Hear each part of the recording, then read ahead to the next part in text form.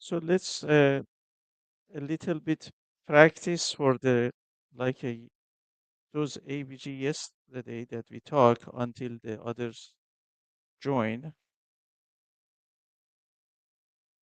Okay, yeah. So it's a guy with a COPD, I would say 50 years old. Come now the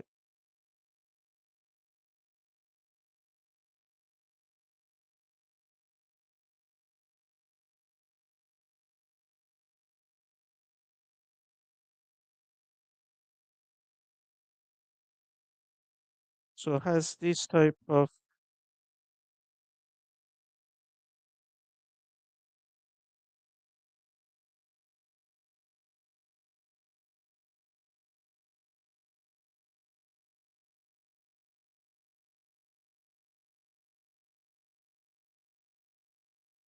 do you want to start? Do you want to interpret? So pH is low is acidosis. Uh-huh. So respiratory acidosis. And then what's the formula for prediction of bicarbonate? So now you're in the respiratory acidosis avenue, right? What was the formula?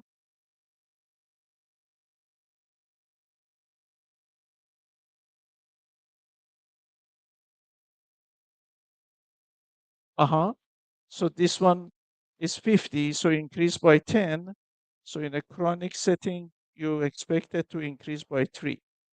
So 24 should be 27, right? But what is this one? Is not only didn't go up, it goes down even. Yeah. So this one is has respiratory acidosis plus metabolic acidosis.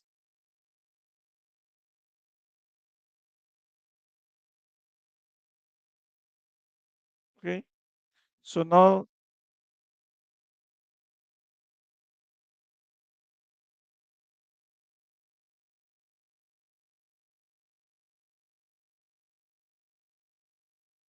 so now this one. So this is acidosis, respiratory or metabolic. Respiratory, is it compensated?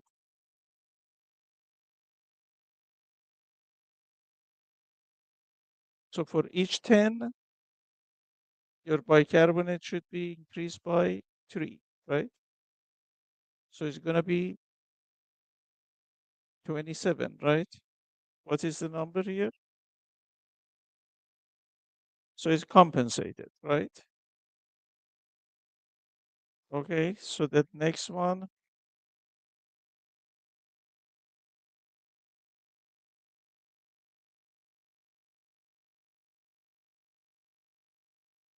okay, can you,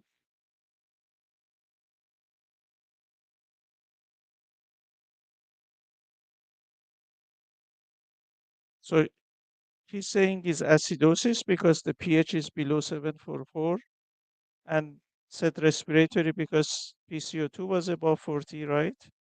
And what's the expectation? Expected,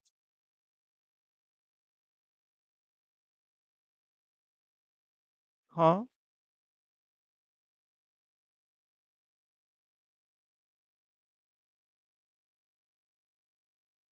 Alkalosis, right. So you saw it in a some same scenario, almost I didn't change the first three, just the last one that I changed. It could be from like a pure respiratory acidosis or mix, means with the metabolic acidosis or metabolic alkalosis. Okay,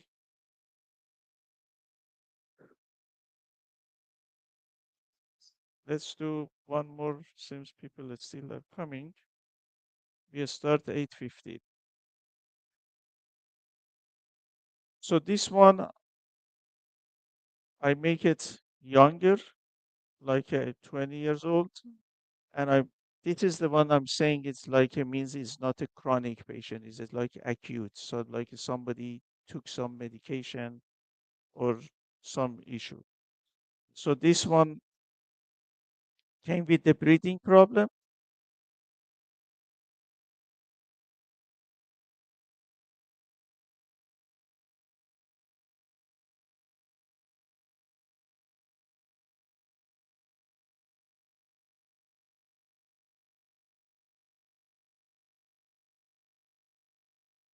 Okay. Uh, who's gonna interpret respiratory acidosis with compensation? So can you tell me about the, so I get this one because it's acidosis, and I get this one that is respiratory. So what's the calculation for compensation?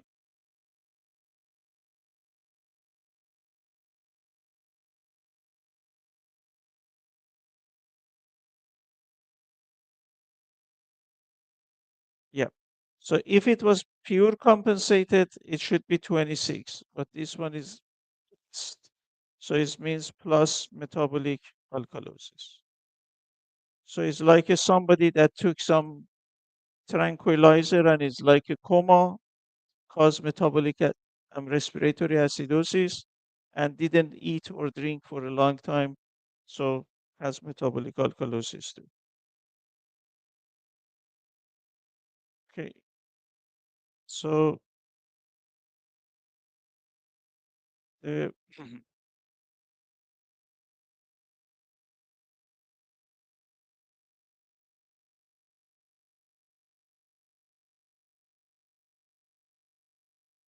okay, so this one, Pauline.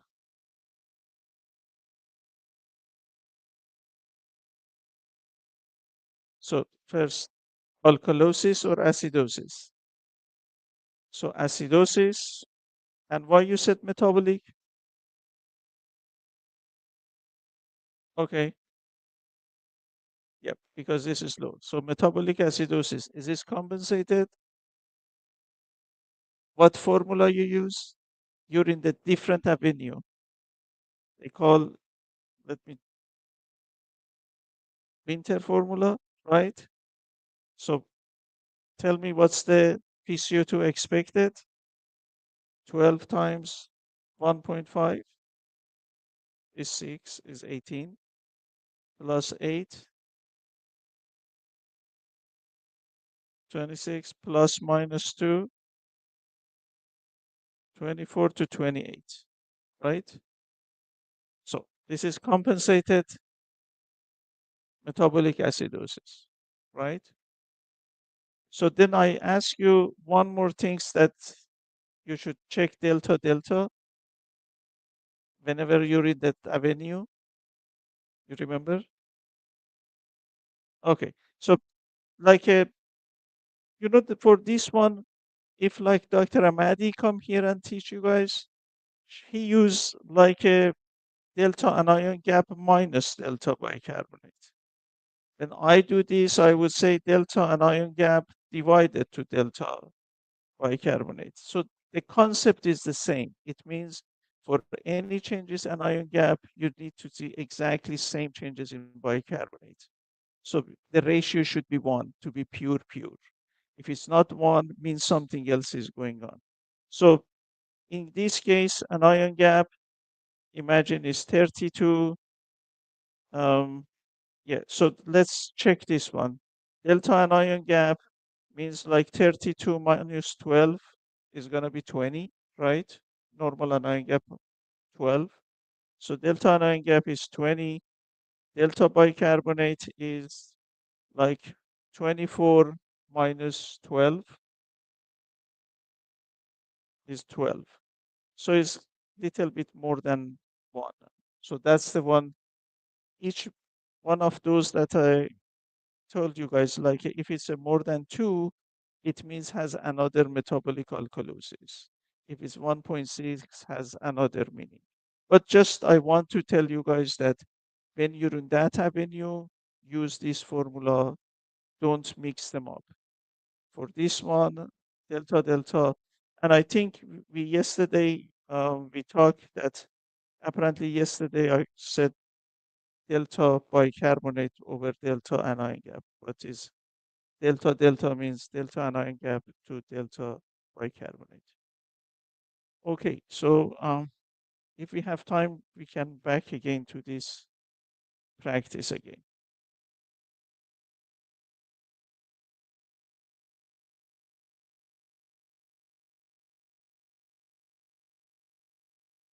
Yeah. J24, yeah. Okay, so let me. Okay, today I'm going to talk about I mean, that's an excuse to talk about, um, I said earthquake and the kidney.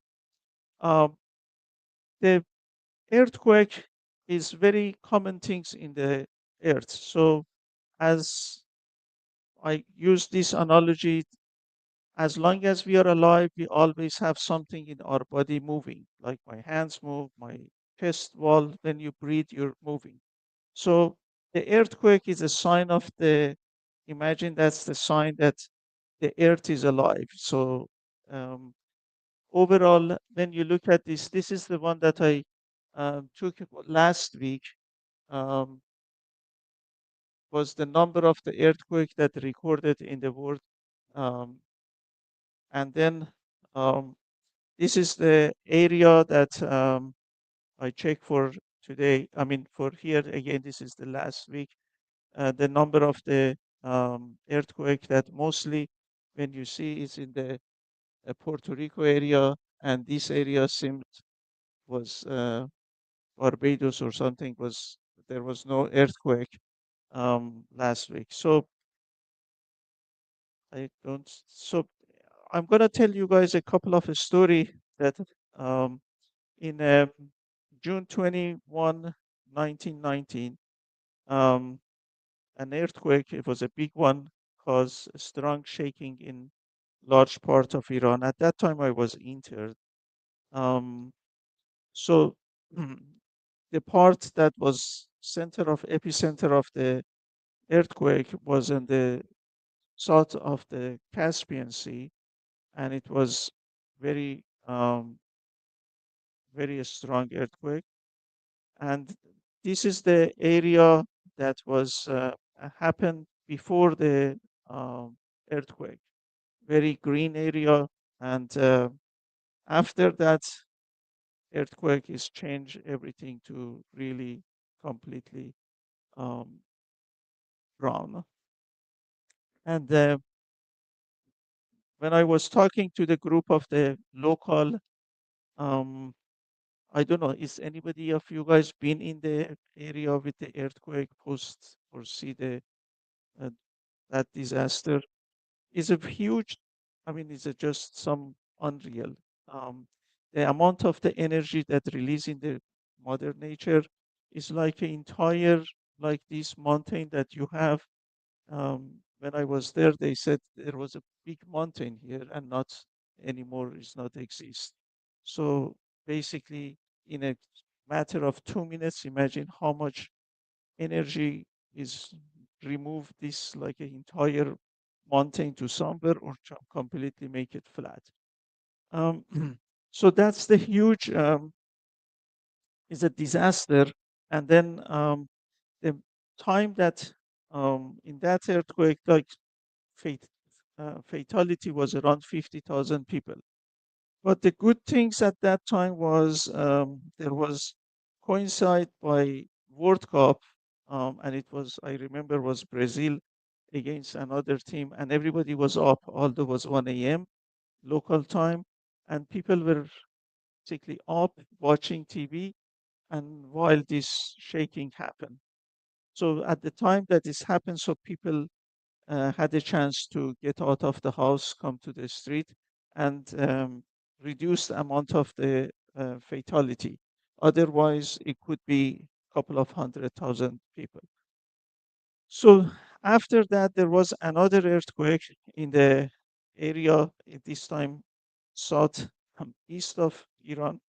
And at that time, this is the one of the historic castle, like more than 3,000 years old, was resist and stand up for million years. And then after that, it become totally demolished. So this is the 30,000 like view of the city. Completely, all these city was done, and many of those tradition houses that you see, they had some um, steel roof, but the walls were all mud brick, so no supporting beam. So with earthquake, everything is collapsed, and the people is stuck under this. The medical terminology that we use for this, we call it crush syndrome, means somebody crushed by the heavy stuff. So even when the amount of this scale of the earthquake is high, even the houses with the supporting beam, you see this X type of beam on the side, they may not totally collapse, but they not very completely resistant to earthquake. So even nowhere, even in the car may uh, crash. So what's happened then um, when God forbidden, imagine here you had an earthquake and then everything is become all the country is going to be paralyzed, all everything. So the people from neighboring city should come and help this city, because even if I'm a doctor, if you're a doctor here, if you have some disaster like that, you you have some obligation or to go and help your loved one, your family. So you're still, even if some team come take the people out of the rebel, those people they're gonna go back, become part of rescue team. They're not gonna go to the hospital. Even in that situation, there is no hospital functional. So people come from the neighboring city to help, and then just if something happened here from the next island, if someone wants to come here to help and organize or come, it takes really 12 to 24 hours. So there, when earthquake come, there is no um, building considered safe to go there. So then they have to make a hospital in the with the tent as a outside. So these are the one that you see, and there is nothing really. The people on the so it's a really disaster, and the people like you get a lot of fatality. Um, so, but life is still going on after that. But this is like after the earthquake. That see, there is everything. Um, you live in the tent, and then it's a really something that when you live in a tent, the bathroom or something, it shouldn't be on the closed. You put it like a half a mile further to not to get sick. So that's the real things. This is the another like a story about the magnitude of the scale of Richter, and from China, Japan, Turkmenistan, and everywhere um, you have this earthquake, and you see the fatality. The one that is like 1976, almost 255,000, they die in a matter of minutes. Um, so how they do this? So in 1988, there was a historic visit of Gorbachev to United States.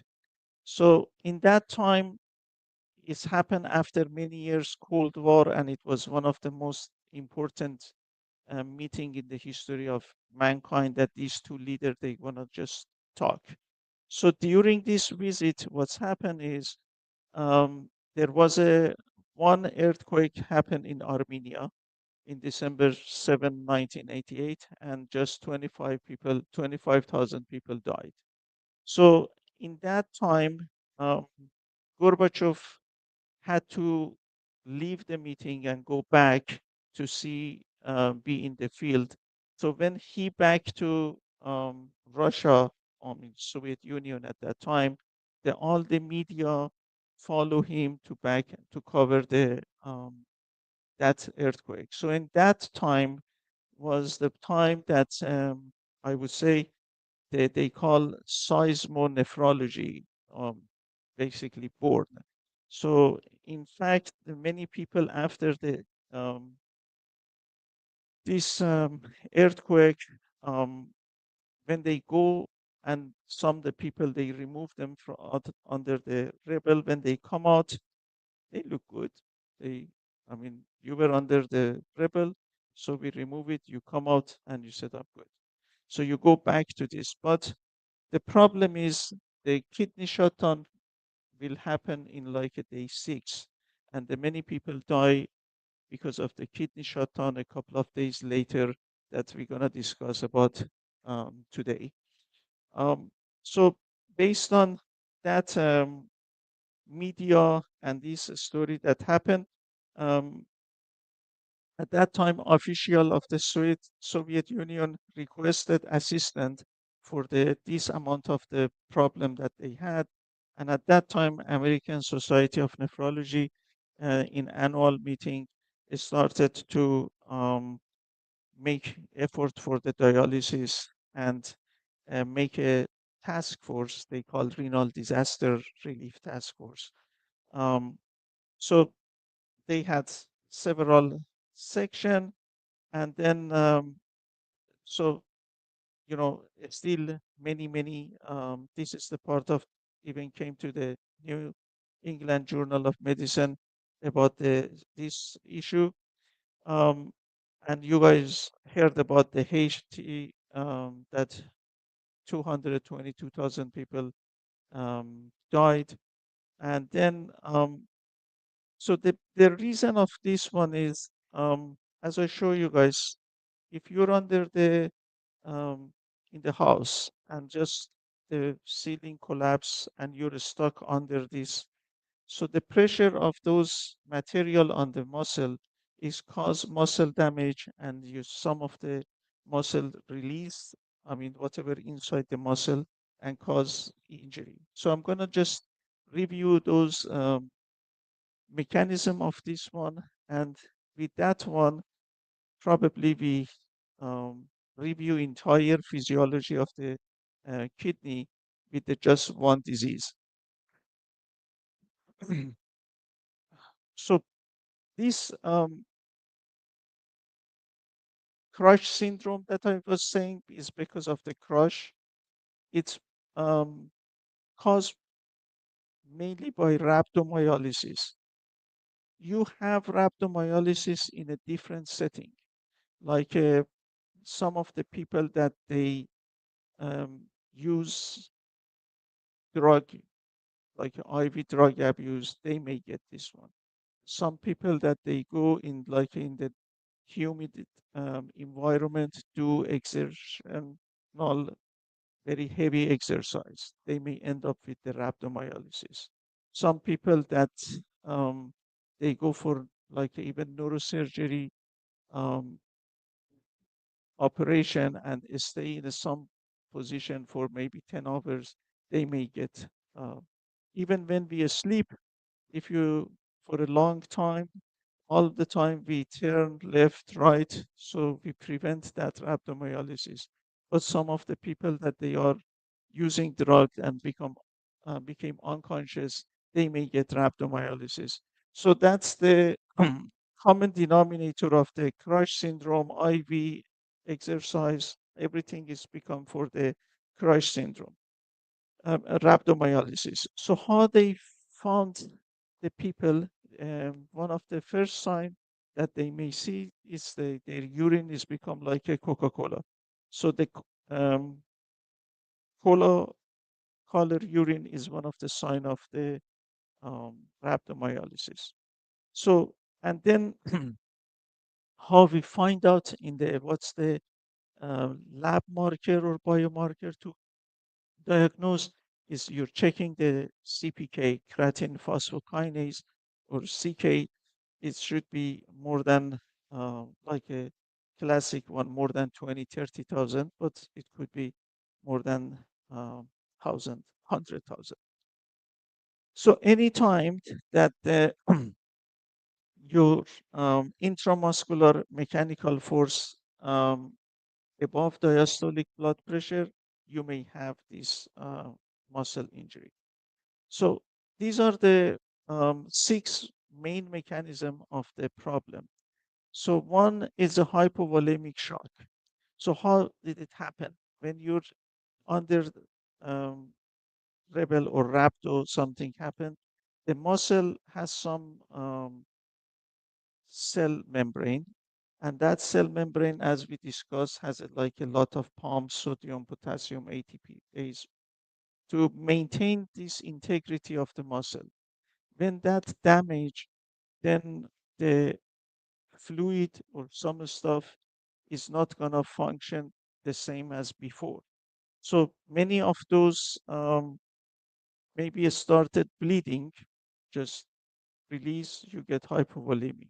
Some of the fluid maybe now gets to the muscle and it become muscle um, um, become hypovolemic because fluid moved from the intravascular to the muscle.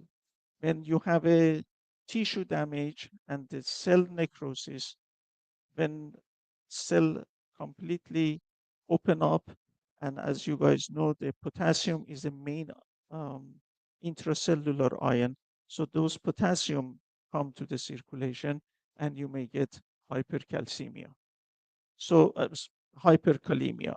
So hyperkalemia that we discussed the other day in the class and cause cardiovascular instability, and you may die for that.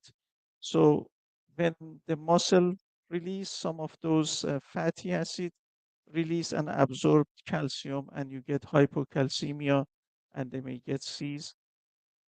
Metabolic acidosis is another um, uh,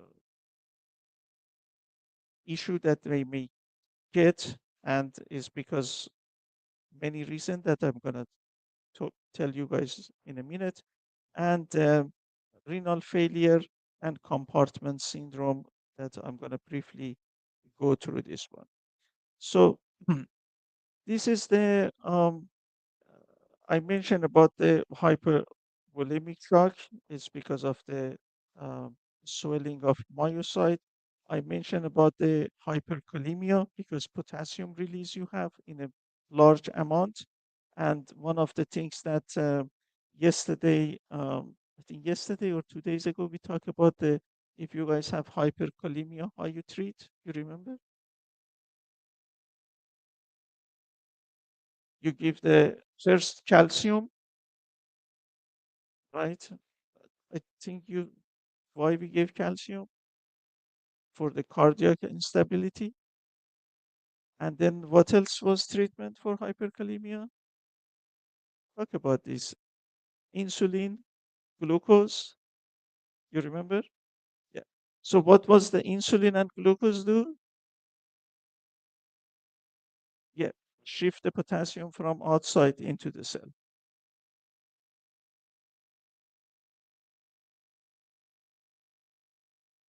Yeah. But mostly we treat that one because of the um, potassium get into the cell. So the other things that we do is to prevent renal failure. This is the one thing that um, you want to prevent. In the normal setting, we don't have myoglobin in the kidney. So let me I change this one to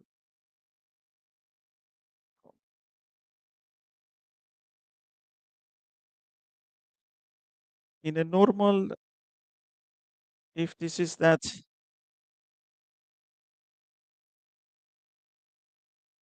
nephron, in the normal setting, we said some stuff get filtered into the kidney and then the nephron goes.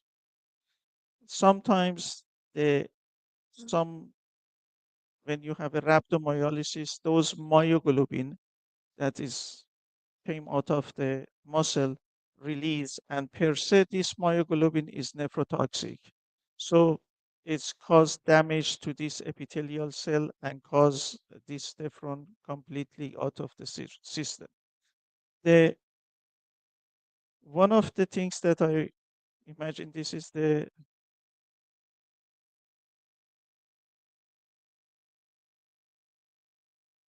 tubule epithelial cell. When they expose to myoglobin, these cells is just connected to the basement membrane, which is like a hook of like a curtain.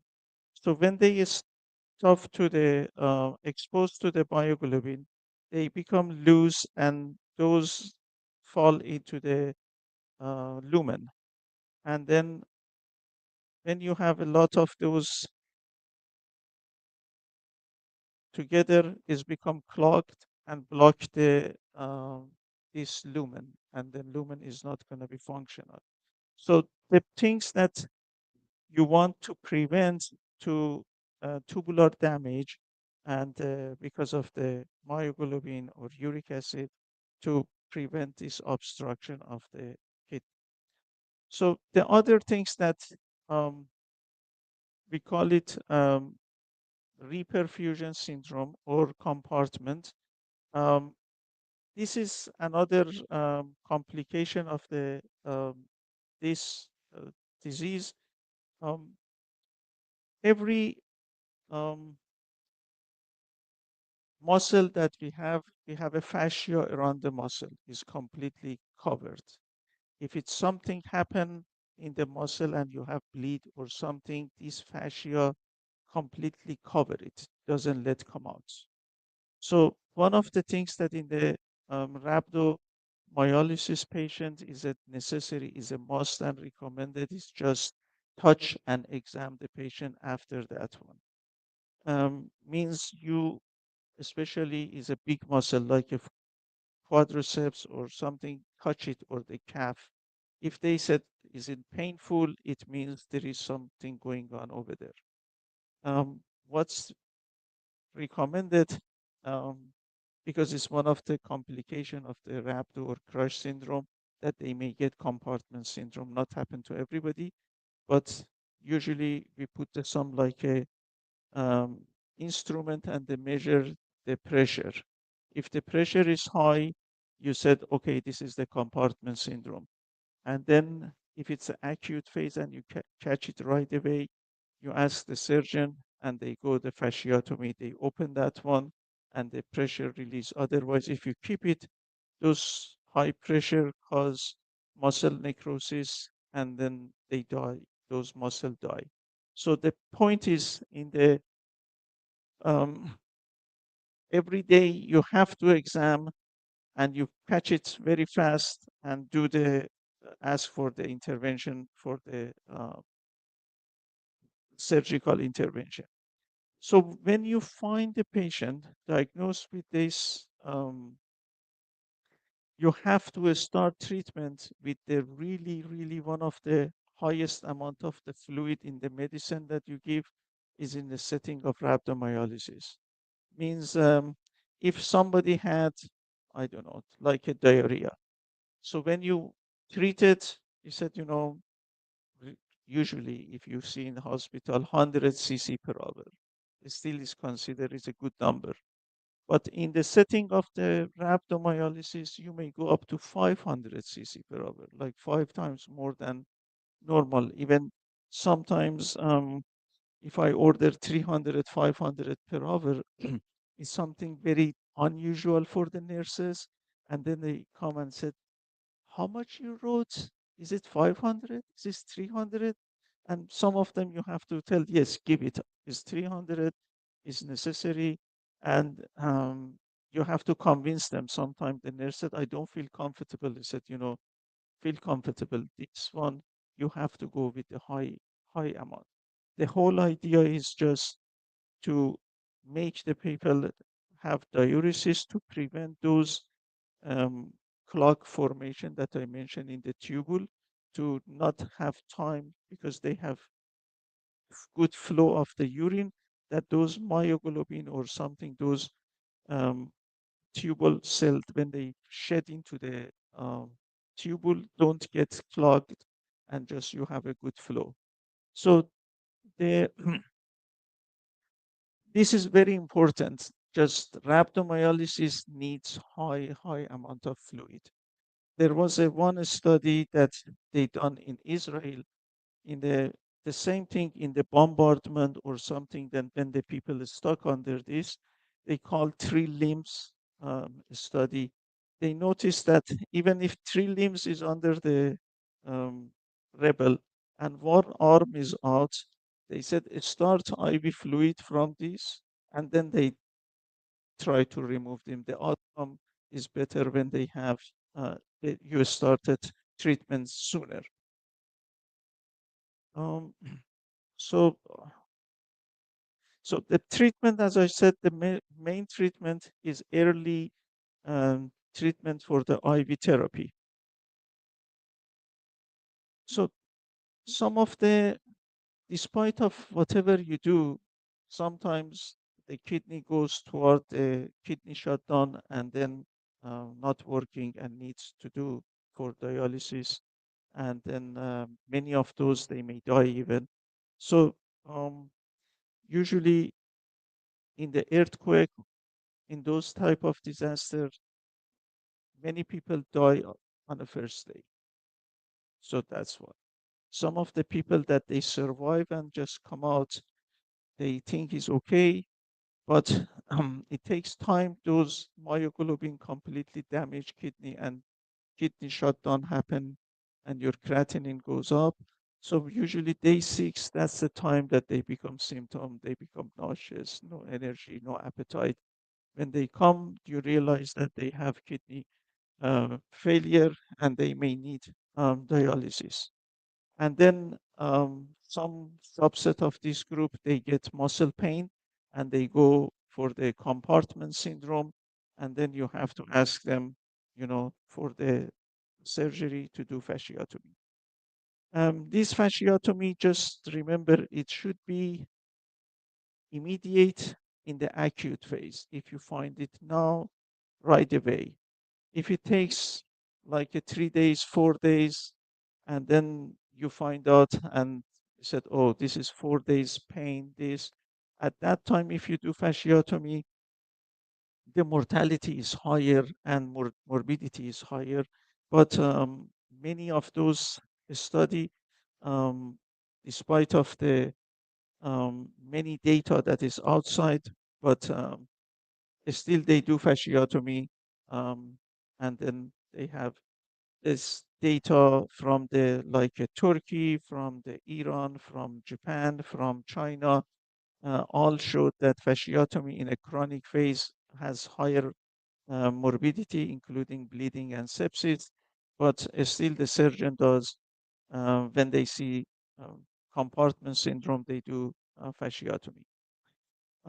So the things that I wanted to ask you guys that examine the patient with rhabdo every day to catch the compartment right away. So the second story that I want to just tell you guys is in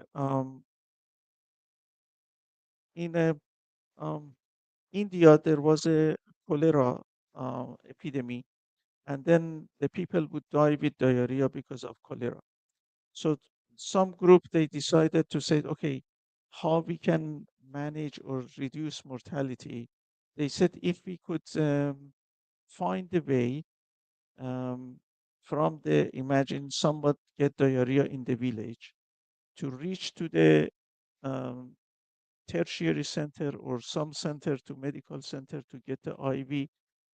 Majority of the people would die in that time frame. He said how we can manage this people in that transition from the home to the hospital survive until they get antibiotic or IV medical. Then they come up with some solution. They said, okay, if we give oral solution, we might be able to manage this group in that transition. So then they come up with this Pedialyte or the one that you see in the US or oral rehydration solution. That's buy a time for you guys that to help people from the home to the hospital. So with the same type of concept that if you get um, time with the same rationale, um, we come up with some solution to like an oral solution to give to the people with that in an earthquake area to use that one as a like a bridge. Uh, because as I mentioned, if somebody, God forbidden, is stuck in that earthquake, and then I rescue you from rebel, and I said, okay, I have a truck or hospital here, and you're at risk for the renal failure. Let me just give you fluid. You said, still my son or my daughter is here. You're not going to go to the hospital. You said, you become part of this to make sure everybody's out or your neighbors or everything. So that's the time that is very critical to save your kidney. And mostly during the earthquake, there is no food, there is no, I mean, maybe just the water. That's the only thing that you may have. But the water alone may not be enough. The reason for that one is um, anybody knows what is isoelectric pH? What's that mean? So she said this means everybody understood, right? Right? Means there is a pH that the amount of the ionized and non-ionized are the same, is equal. For each molecule, this isoelectric pH is different. Like in the for myoglobin, the isoelectric pH is 6.1. Means if you increase your urine pH from 6.1 to 7.1, 90% become non-ionized and the kidney is able to dump it. If you make the urine pH from 6.1 to 8.1, almost 99% become non-ionized and you can dump it. So with the same rationale, because we knew that the isoelectric pH of the myoglobin in 6.1, we designed a solution to make the urine alkaline, and we had to make this solution become isosmolar, and we have to make it to the way that make urine alkaline to bring it the urine pH to the 8. And then at the same time, it shouldn't have any potassium because with the rhabdo, they had tendency to have high potassium. So we make a one solution with the like a powder to mix it and then give it to those people to see. This was the phase 1 study. We make a some group of volunteers to take this one for 12 hours, and the plan was to make the urine output of 200, and then we noticed that the urine pH is became more than 7 in 3 hours. And then the conclusion was maybe if we use in that setting some type of oral agent to make urine alkaline, might be some of the preventive method for the to buy a time from the field to the medical center to get the treatment. So, um, so the same story for the many times you want to buy a time in like a diarrhea, you want to buy a time to get the real treatment. You want to be not to collapse because of cardiovascular instability. With the same crash syndrome, um, with they may get hypovolemia, so you have to give fluid. And as I mentioned, the amount of fluid it should be very high. Um, if you're on the floor and they said, okay, this patient um, has rhabdo and don't go with 100, go higher, 300, 400 cc per hour. Then the hyperkalemia is a real, you have to treat it with those calcium and those insulin and the glucose that we discussed the other day, and then they may get hypocalcemia. There always you have to correct that one for this treatment and follow kidney function because they may get worse and then they may need dialysis. Um, and the last one, examine the muscle to make sure there is no compartment syndrome. You get that one. Um, any question for this part?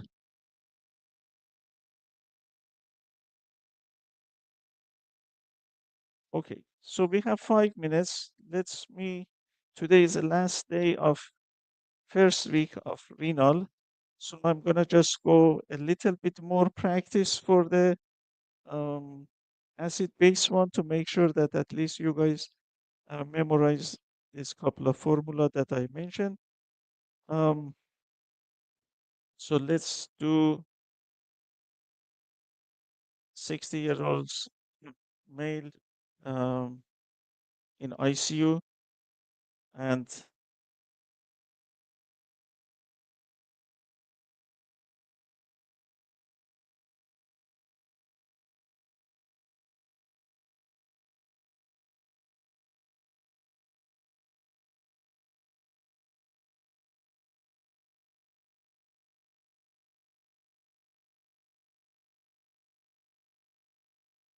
sorry, sorry, yeah, yeah. Okay, so um, who wants to?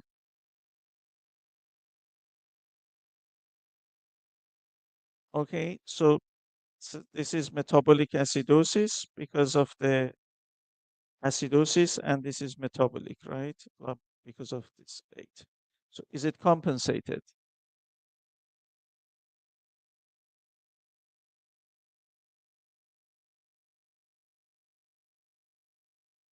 Hmm? So based on the winter formula, you 8 times 1.5 is 12 plus 8, 20. So it's gonna be between 18 to 22. That's your expected, right? So means the bicarbonate from 24 should come down and something's, sorry, your PCO2 from 40 should come down and something between 22 to 18 should stop in this range, right? So this one is exactly is this. So it's a compensated metabolic acidosis. So then can you tell me about the delta delta? So delta anion gap is 32 minus 12 is 20, right? And delta bicarbonate is 24 minus 8 is 16, right? So delta delta is 12 over 16. So it's gonna like a 5 over 4 is 1.2, right? Something like that. So it's very close. Okay, so that's awesome. So let's do one more.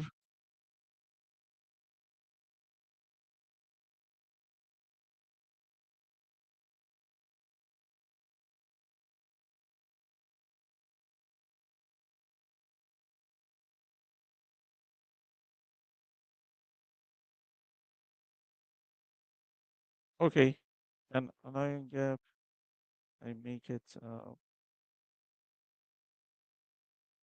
just-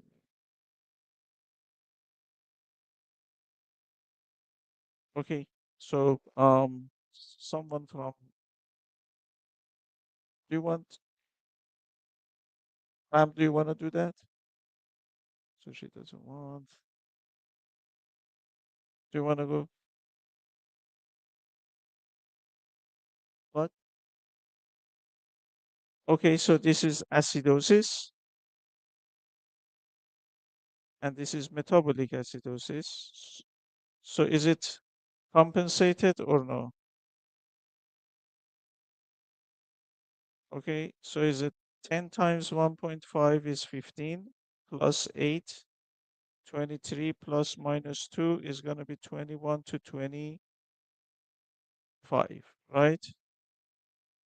So this one is 16. Yeah. So means metabolic acidosis plus respiratory alkalosis. And not delta delta,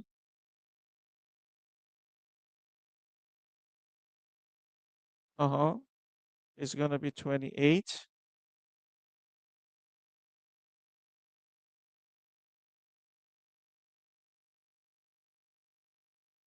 10 is 14, right?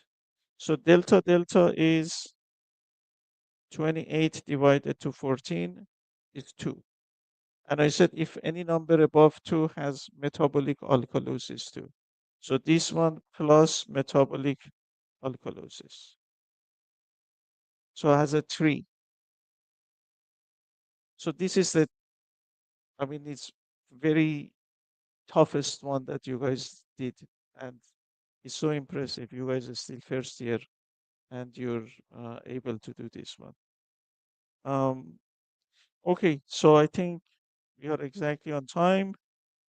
So it was nice this week working with you guys, and hopefully next week, next 2 weeks, with the continuation of this renal, you have a better time. That the first week of the renal is toughest. I don't know. Hopefully, I could give you guys some confidence that it's easy to understand and easy to. Uh, but every week is gonna be better. Um, when I decided, usually I was third week. I had the easiest job. Dr. Kazuri and Danish, in the first 2 weeks, they should sweat. But this time I was the first one, but I hope um, I gave you guys some, um, to me, is just confidence that it's not so tough. I can manage, it's easy. And and in reality, it makes sense because it's mostly like a math. Is more makes sense. But just my 5 cents advice to you guys is um, the only things that the people in nephrology they said is hard because they mix up those formula. Uh, just make sure that all the time know in the acid base which avenue you are and which formula you should use. If you know that one is easy, um, don't mix them up or said, okay, I use winter formula for everything. It's not gonna work again. Okay, thank you and see you upstate, right? Thank you.